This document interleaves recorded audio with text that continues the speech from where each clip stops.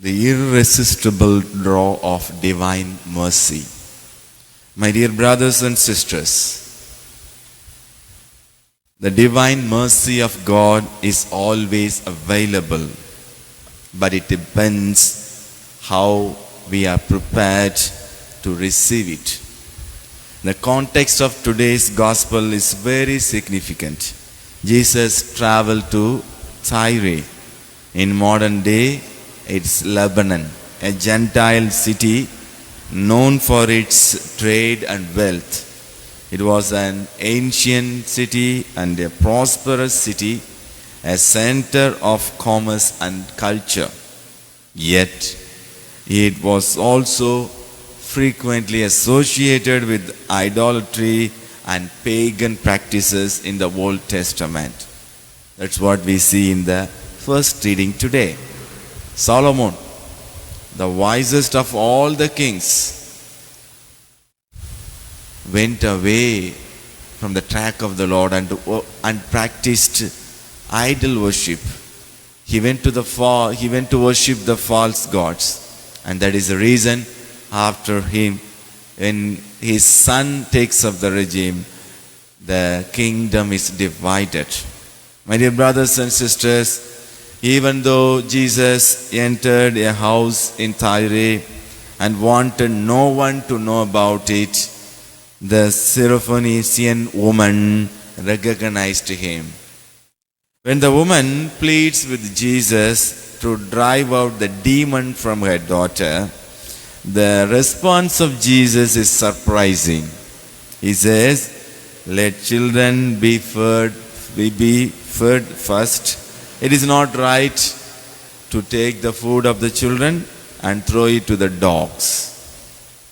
Here, Jesus is not insulting her, but he makes a truthful and deliberate statement. My dear brothers and sisters, no one, neither Gentiles, Jews, nor Christians, has a right to God's power and mercy.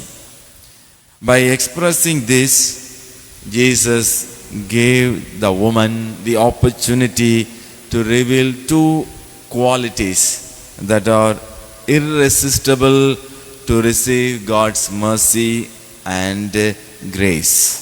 They are faith and humility.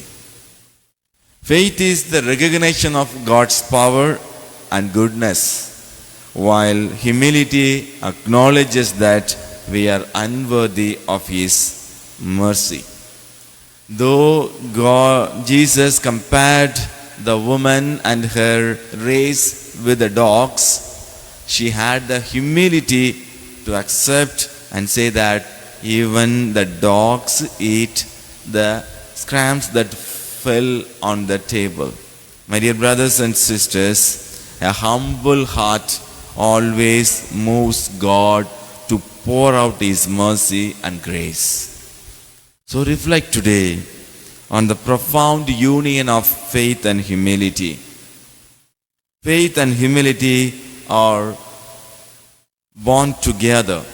If you have faith, automatically you must have the virtue of humility. If you are humble, surely you will be strong in your faith. So first, ponder how deeply you believe that God is the ultimate answer to life.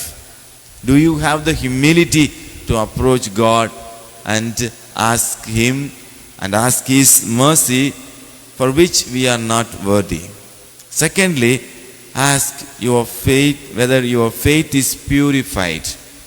Examine whether you struggle with a sense of pride.